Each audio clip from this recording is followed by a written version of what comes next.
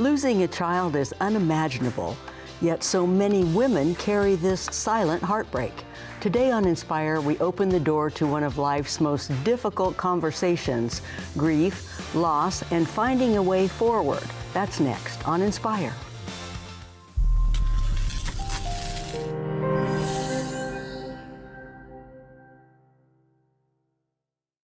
Inspire is sponsored by the Raymond C. and Marguerite Gibson Foundation and by the estate of Ray and Ann Goldsmith.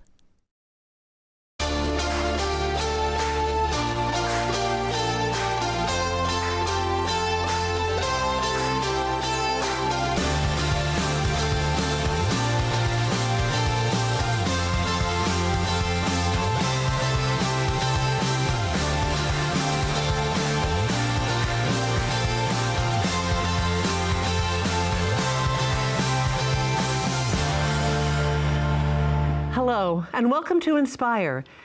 We have a thoughtful show that I'm sure will have an impact on everyone, and I am glad to share this special time with my Inspire sister, Betty Lou Pardue. And today's show features a conversation that may be difficult, but it's also deeply important as we learn about love, loss, and the courage to keep going. We also share a touching story of how one Topeka woman's grief turned into a foundation that helps others navigate loss and provides support while going through the same painful experience she had. I'm honored to introduce Anna Clark, founder of the DK Impact, and grief counselor Felicia Glass.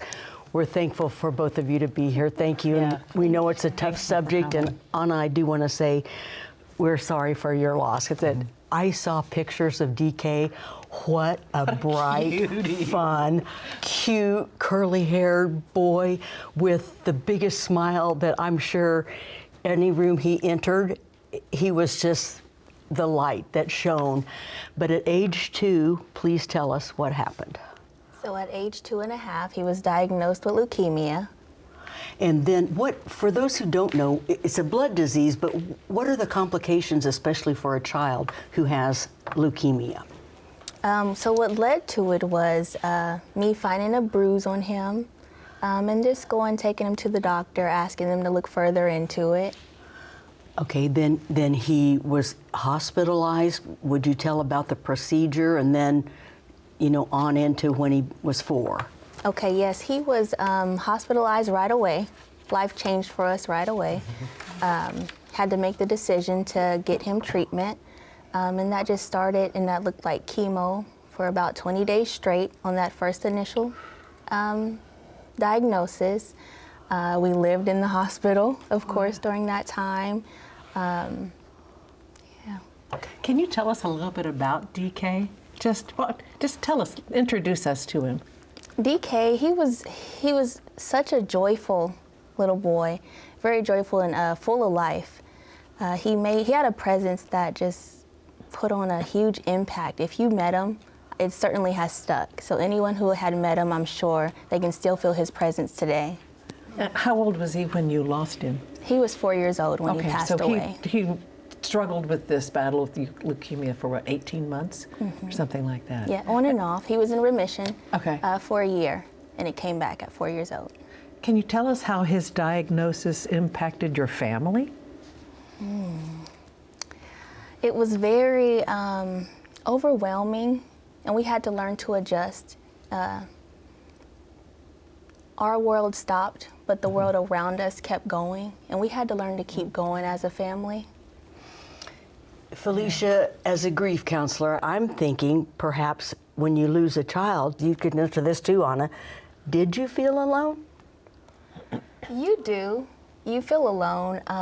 Even if you have a huge support system like I had, it doesn't take away the feeling of feeling alone, and that's why organizations like I have created is important, I feel like, in our community. And we want to get into that DK impact, but Felicia, knowing that somebody does feel alone in this, how can you, as a grief counselor, help that person? So one, I think it's important to identify that, when we talk about mental illness, it definitely is this long-term process of when we start talking about a diagnosis of mental illness, we're talking about something that has impacted our life to the degree that our life, we cannot regain normalcy, right?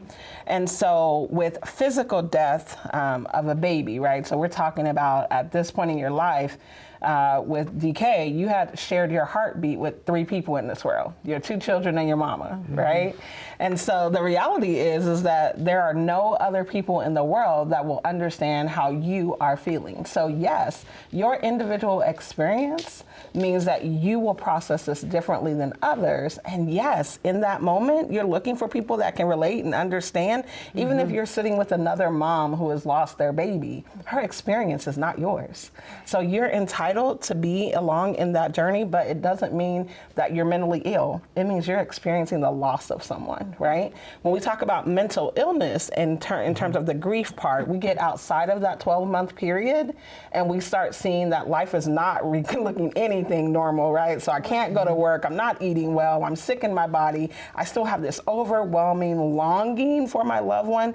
Then we're talking about prolonged grief. So grief is in and of itself is not diagnosable. That is a life experience, and we treat grief, that life experience, we treat the symptoms, not the loss, right? So our responsibility as care providers are treating the whole person, right? So I'm not talking about just this one situation. I'm talking about how did it impact your life? What are the ways in which it changed you, right?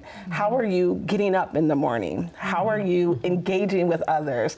How are you restarting life? Because her journey when she was living with DK is very different than living without him physically present. Now she's carrying him with her, not necessarily along with her. Does that make sense? Right, it So does. It's different. But you turned yours into such a positive, and you're keeping him alive. I love the DK Impact. What is that?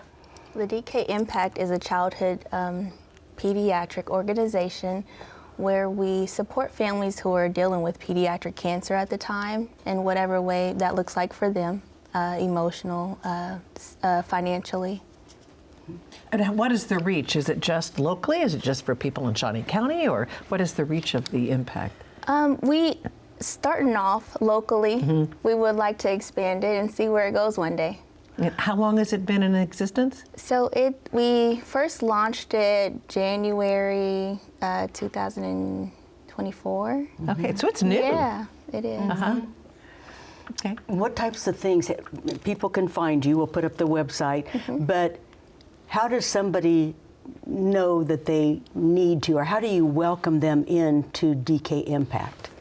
A lot of people just like hearsay. They are sent to us. They'll send us an email or a message, or maybe a loved one will recommend maybe these organization will be able to help you out. And that's how we meet a lot of our families. Do you have relationships with the hospitals when families are actually experiencing this tragedy, this unimaginable tragedy? They can say, here's some resources for you, and hopefully DK Impact is one of them? Yes, I do. I have relationships with a pediatric oncologist, the hospital where my son got his treatment at, some nurses, and I'm also a registered nurse at our hospital, so I'm pretty connected in that area. During a time of a loss, there are so many emotions. Will you expand on that a little bit more, Felicia? Well, people can experience a full range of emotions when it comes to loss, right? So there's, of course, the sorrow, there's sadness, there's grief, there's loneliness, right? And sometimes there's joy mixed in. So I think that we have to remember that the extent of emotions are individual based on what was our relationship with this individual, right? So I can't imagine what the experience is to lose a child, but I've lost people in my life who were extremely close. So I'm sure that we could talk about very little, some components of our grief experiences that are going to be shared. The most important thing for me is that people recognize that there is space for every emotion that you have. Like, we do not have to take any of those emotions and put them in a box and say, oh, that doesn't belong shared here, or oh, I can't go here with this emotion, right? Those emotions go everywhere with you, and all of them are valid because they're yours. Mm-hmm. Is there a difference between grief and sadness? Absolutely, absolutely. Because sadness is this, I would say, a basic everyday feeling. I can experience sadness that my baked chicken didn't come out the way I wanted it to come out, right? Yeah. But grief embodies relationship. Right? Grief embodies connection. And so with grief, there is this emotional, I would use like for an analogy, it's kind of like the anchor, right? Mm-hmm. It's the thing that keeps me connected to this person or this situation, right? So grief is a connected emotion, whereas sadness is an experience that you may have with anything, right? I can have sadness with an inanimate object, right? My batteries weren't working and I needed my flashlight. I'm sad I couldn't get to the refrigerator, right? But when it comes to grief is that emotion that says there was relationship here, there was a connection, and I desire that. That now has become a part of who I am. Wow, I definitely want to get back to that because I think that is like critical stuff. And if today's conversation resonated with you, know that you are not alone. Coming up, we learn how to navigate the waves of grief and to move forward in a beautiful, meaningful way. So please stay with us.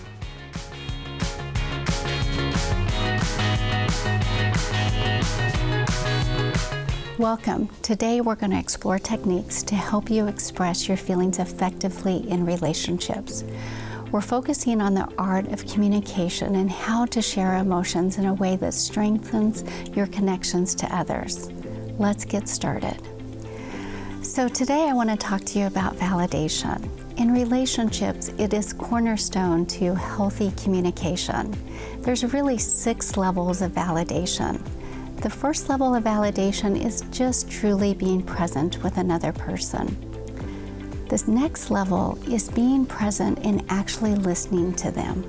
At this level of validation, today's world, it can be quite difficult because oftentimes people have stopped listening to one another. So you might want to get out a piece of paper and a pen and actually write down what the other person is saying to you. You need to understand the exact communication that's going on before you can move to the next level of validation, is where you truly understand how they're feeling. When you can understand how someone's feeling, given what they're saying, it's a more powerful situation to be in. So once you understand how someone's feeling, exactly what they're saying, level 4 validation is all about, given their history, you completely understand. So maybe you don't feel or think the same way, but you understand where the other person's coming from because you understand their history. Level 5 validation is where you would do and say the exact same thing. This is where you truly get a best friend. So your friend acknowledges and can also validate everything that you're saying and doing because they would do and say the exact same thing in those situations. Level 6 validation is where you're truly immersed in the exact same thing the other person is. So you're not only feeling and thinking and doing what they're also doing, but at the exact same time. So wonderful examples of this is like watching a movie with someone else, maybe going skiing. Thank you for joining me today. I hope these tips help you express your feelings effectively and build stronger relationships. Remember, open and honest communication is the foundation to healthy connection. Until next time, take care and keep those heart-to-heart conversations going.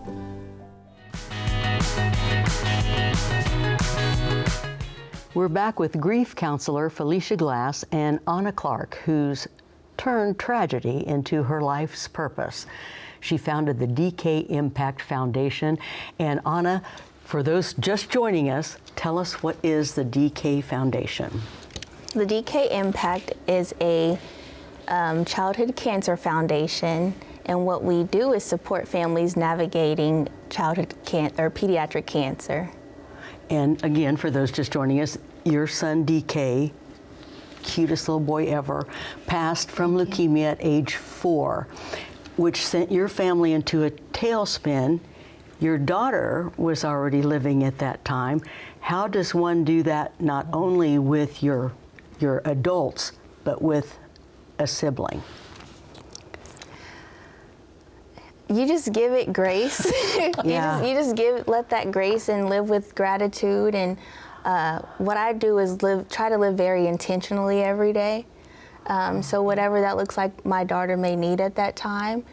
She was away from me for a little bit of time while I was dealing with my son in the hospital. So I felt like she needed some personal time for me to spend with her. Mm-hmm. Can you share with us a little bit of your personal journey in that you were a mom for a couple of years before DK was diagnosed, and so you were this way. He passed. How would you have changed? How do you think you have changed as a mother? How are you not the same person before? Because some people are like, time to get over it, get gone. You're like, oh no. That's Right. not what this is. Can you share with us that? It's not. And everything has changed about me. I'm not the person I once was. And when it comes to that, like I was telling you before, I just make sure I intentionally give myself that grace. Whatever that day looks like for me to make it through, as long as I'm doing what I need to do, I just go with the flow. Felicia, could you give us some guidance about what not to say to somebody who has lost For sure. a child, a pet, a job? What do you not say?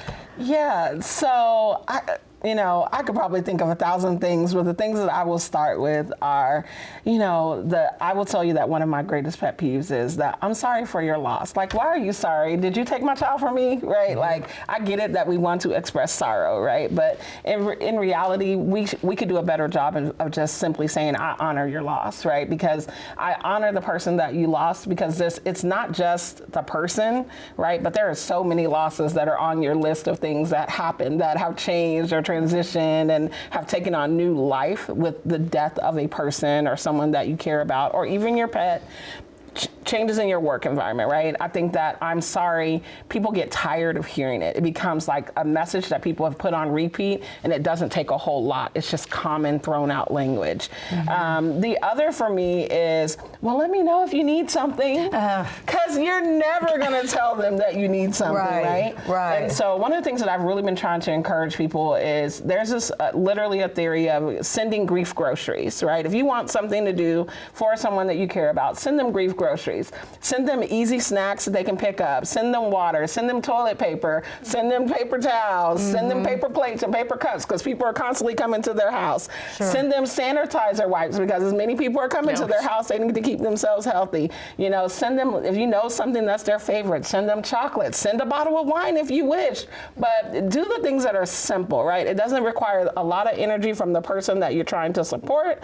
And it's really a sign that I'm thinking of you, and I want to do something for you, right? All right. Let's go on with that a little bit more, because then you always hear, you're in our thoughts and prayers. Oh, Okay. Or the famous, well, God wouldn't give you any more than you could bear, or they're in a better place, right? And I am deeply spiritual, but one of the things I know is that does not calm the heart, right? So before you go to speak, I often encourage people, just think about, how will your words provide comfort? How will your words lift them up? Will they be of encouragement, right? I don't want to say something that's going to leave you lingering, right? So now I've put you in your feelings instead of walking alongside you. but there's so many people who want to say the magic thing that makes it all go away, and they're like, I have no idea what to say. There's nothing I can say to make it better. I just won't. I see her at the grocery store. I'll just, Yeah. and they hide. It's like, no, don't do that.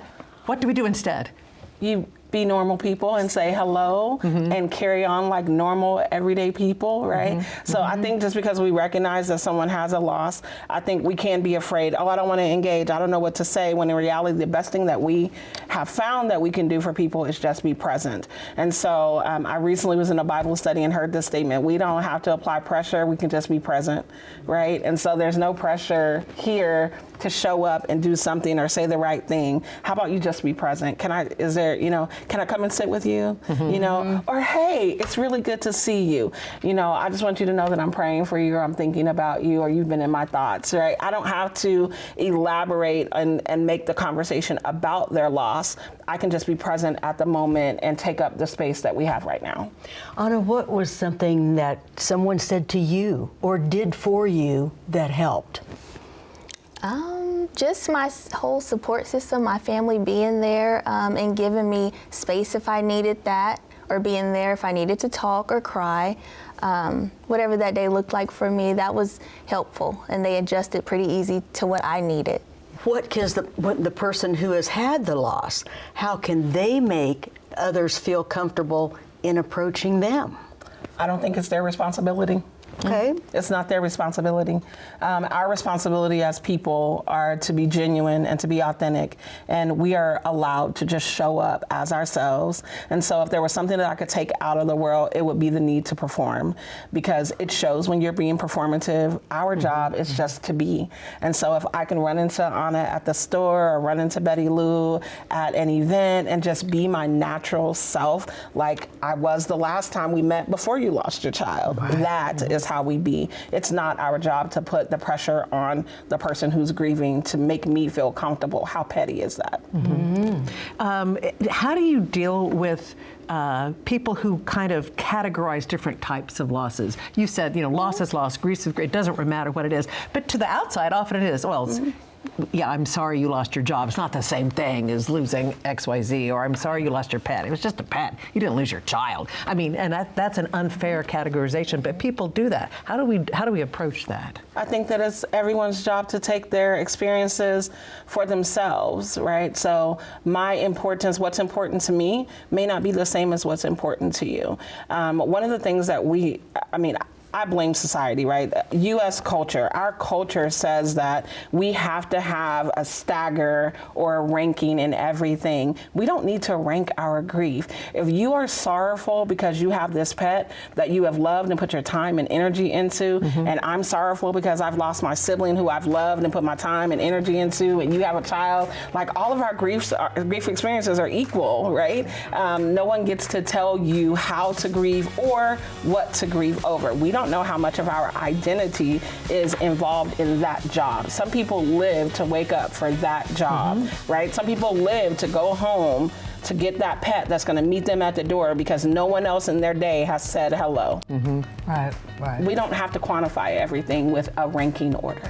I love that. And we'll be back with a few last thoughts from Anna and Felicia, so please stay with us. We're back with two very special young ladies, Anna and Felicia, and we do have just a few moments left. Again, for those just tuning in, we are talking about DK impact. We're talking about loss and grief. And Anna, at losing DK, how did you come out of a spiral of grief, and how did you intentionally turn that into something positive? So I think first I had to make a decision not to stay stuck in that. It's okay to feel on days, but I just try to focus on not staying stuck there. So just getting up each day, making sure I get moving, and turning that pain into purpose. Helping the families has been therapeutic for me. But thinking of DK Impact, I mean, that's a huge step to make an organization to help others. Expand on that, please. I think we need more of that. Yeah. I think with community, we would get further. I just think that it's really important, all of us sticking together, and even if a mother doesn't need like financial assistance, but just someone to talk to who can relate to what they're going through, even though each child goes through their journeys different. I think that that's important to have that option there. I know we've talked about this a little bit before, but I'd like to hit it on again. I heard the analogy that grief is like carrying around a big old rock in your pocket. And you just have it all the time. And you just kind of get used to it, and you kind of forget, and you go about your day, and occasionally you put your hand in your pocket and go, oh yeah, I still have that. Because that's, and then you want to reach out for help, to talk to people, but sometimes the people in your lives also are hurting and grieving for the same reasons you are. How do you not always just rely on your support system that you have? And when is it time to I need a professional help because my support system is hurting as much as I am? So I think it's important to remember that when we're in natural support systems, we have relationships, so effective communication is key, right? So a lot of times we'll find that people aren't talking about the loss of the loved one or the person. We're no longer saying their name. We're no longer engaging because I don't want to make you cry. I don't know how much you can handle, right? So if you can see and are experiencing those visible differences and that our relationship is being halted or being harmed in some way, then maybe that's not the person, but it doesn't mean someone in the family is not. One of the key factors for me around getting outside therapeutic help is when you find that either the circle around you are not listening, right? They're doing more talking than listening. It's time to seek someone else.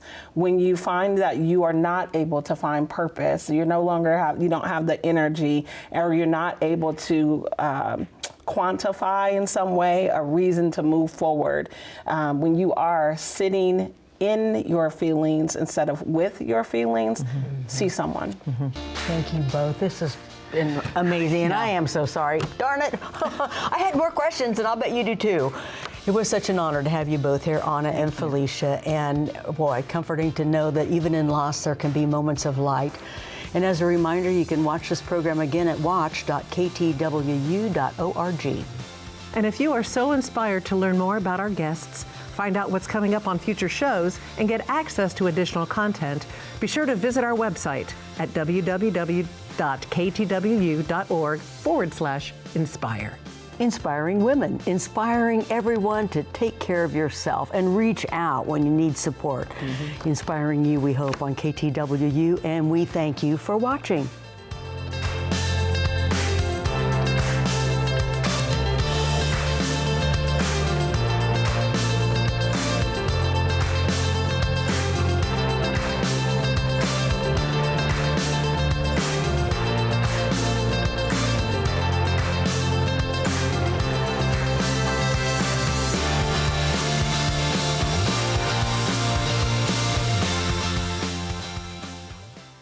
Inspire is sponsored by the Raymond C. and Marguerite Gibson Foundation and by the estate of Ray and Ann Goldsmith.